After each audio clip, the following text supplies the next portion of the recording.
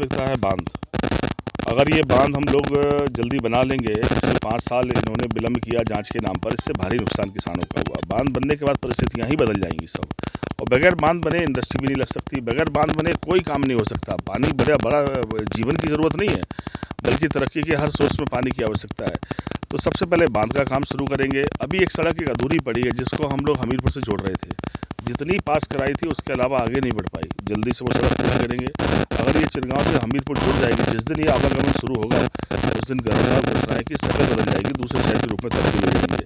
मैंने पहले भी कई मौक़ों पर कहा है, रास्ते नहीं बनते बल्कि तरक्की के रास्ते खुलते हैं रास्तों से। हम लोग शिक्षा के क्षेत्र में और अपग्रेड करेंगे। अभी ये कोशिश थी हमारी कि हम लोग एक वर्ल्ड की बड़ी यूनिवर्सिटी लेकर आए, क्योंकि आप देख रहे हैं भारी संभावनाएं बुंदेलखंड से हैं। अगर उत्तर प्रदेश के पूरे सिनेरियो को देखो आप, कि आप अगर उरई के बाद निकल जाते, कानपुर देहात से शुरू करेंगे और बिहार के बॉर्डर तक, पूरे बिल्कुल बलिया तक चले जाएगा। गांव से गांव लग गए हैं, ज़मीनें खाली नहीं हैं। अगर पश्चिम बहुत महंगा है, सारी चीज़ें यही संभव हैं, लेकिन विज़न की ज़रूरत है, आवश्यकता थी राजनीतिक अपनी क्षमता का इस्तेमाल करने की। इन 5 सालों में तो कोई काम नहीं हुआ। आदरणीय अखिलेश जी बच्चों को लैपटॉप दे रहे थे, फीस माफ़ कर रहे थे, वजीफा दे रहे थे, कन्या विद्याधन दे रहे थे, माताओं को पेंशन का इंतजाम कर रहे थे। ओले पड़ गए तो अच्छा मुआवजा दे दिया, सूखा पड़ गया तो पैकेट भेज दिया। आप रणनीति देखो, ये सड़कें देखो, ये बांध देखो, स्कूल देखो। सरकारी ITI हम लोग गरोठा में जाके बनाए, GIC बनाए खड़ोरा में ले जाके, मॉडल स्कूल बनाए बामोर में, वहाँ बनाए। बिजली को अपग्रेड किया। आप देखो 33 kVA बनाए हम लोग वहाँ पर गरोठा में, 132 बनाए गुरसराय बछे में। अब बिजली कभी भी पानी आने पर तार नहीं टूटेंगे, कभी लाइट नहीं जाएगी। एक बड़े काम जो जीवन की ज़रूरत से जुड़े थे उनको पूरा किया हम लोग। खड़ेनी में 33 kVA बनाए, एरच बनाए, लोहागढ़ बनाए, शाहजहाँपुर बनाए, कटकोस बनाए। जवाहर जी से पूछो खंबा लगवाए कहीं किसी गाँव में? तो ये फ़र्क थे फैसलों के। हमने कहा योजनाएँ बंद की हैं। भारतीय जनता पार्टी की सरकार में सारी योजनाएँ बंद हैं। लैपटॉप योजना बंद है, कन्या विद्याधन बंद है, पेंशन तक छीन ली बूढ़ी माँ से। तो मैंने कहा लोग निराश हैं, खाद बीज दे नहीं पाए समय पर, बातें बड़ी कर रहे थे, दुगनी आमदनी कर रहे थे, बर्बाद कर दिया लोगों को। नोटबंदी से गरीबी आई है। मैं कह सकता हूँ कि अब भाषण से वोट नहीं पड़ने वाले लोग अपना पैसा जानना चाहते हैं। लोगों में समझ आई है कि जाति वर्ग पर नहीं लड़ेंगे, हम तरक्की करना चाहते हैं। वो जानना चाहते हैं सरकार की मेहरबानी नहीं चाहिए, हमें हमारा ही पैसा बजट का कहाँ खर्च किया इसका हिसाब जानना चाहते हैं।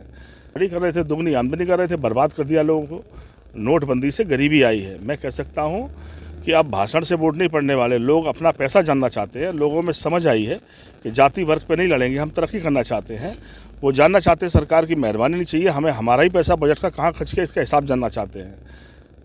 एक आरोप आपके ऊपर लगाया जाता है, समाजवादी पार्टी की सरकार आने पर गुंडागर्दी बढ़ जाती है। इस संबंध में देखिए, मैंने कहा कि ये बातें झूठी कहानी सुनाकर ऐसी गुंडागर्दी का असली रूप तो अभी दिखाई पड़ रहा है। देख रहे हैं कोई सुनने वाला नहीं है। कैसे धड़ेआम लोग मारे जा रहे हैं, जेल में हत्याएं हो रही हैं, कितने महत्वपूर्ण लोग मार दिए गए। तो मैंने कहा कि असली गुंडागर्दी अब हो रही है। कोई अंकुश नहीं है किसी भी तरह का।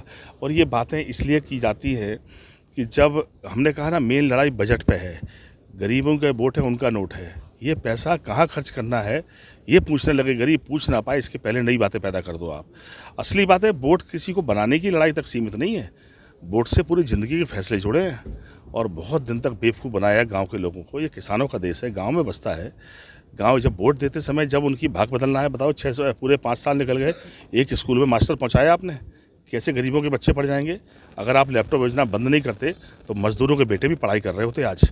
बड़े आदमी का बेटा तो पढ़ गया ऑनलाइन कोरोना काल में, लेकिन गरीबों के बच्चों की पढ़ाई छूट गई। आपके एक फैसले ने करोड़ों लोगों की ज़िंदगी ख़राब किया है।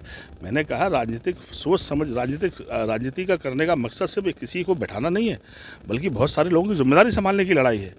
मैं कह सकता हूँ जिस तरह की हवा है, अब लोग जाति वर्ग के नाम पर लड़ना नहीं चाहते, सब तरह करना चाहते हैं। उन्हें मालूम है अखिलेश यादव बनेंगे, पहले दिन से फैसला होगा बजट का 70% पैसा हम गांव पे खर्च कर देंगे। हम लोग लोहिया ग्राम बना रहे थे, जनसमस्या ग्राम बना रहे थे, अम्बेडकर ग्राम बना रहे थे। कोई गांव नहीं होगा पूरी विधानसभा में जहाँ मैंने कोई काम ना कराया हो। लेकिन जवाहर जी 5 साल हो गए, कोई 2 गाँव गिना दो कोई काम कर दिया हो। तो मैंने कहा बहुत फ़र्क है। हम लोग तो बेटियों की शादी कर रहे थे, ये तो किसी गरीब की शादी भी नहीं की। तो अब तय कर लिया हमने कि इस बार मौका आएगा। पहले 10 साल में 1000 बेटी की शादी की थी, अब 5 साल में 1000 की शादी करेंगे। हर साल 200 बेटियों की शादी करेंगे। हर बिरादरी की बेटी को अपनी बहन बनाएंगे। जातियों की नफरत से बाहर निकालेंगे। भगवान ने हमें इंसान बनाया, जातियाँ हमारे पुरखों ने बनाई, नफरत के लिए नहीं बनाई थी। हम सबको अपनाएंगे, मदद करेंगे लोगों की। सबसे बड़ी मानवीय तो यही लड़ाई है कि अगर हम अपने ही लोगों को अछूत मानेंगे, दूर मानेंगे, उनकी मदद नहीं करेंगे तो फिर कैसे अच्छा समाज बनाएंगे। जो बड़ा है उसकी जिम्मेदारी है कि गरीब को बाहर निकालो।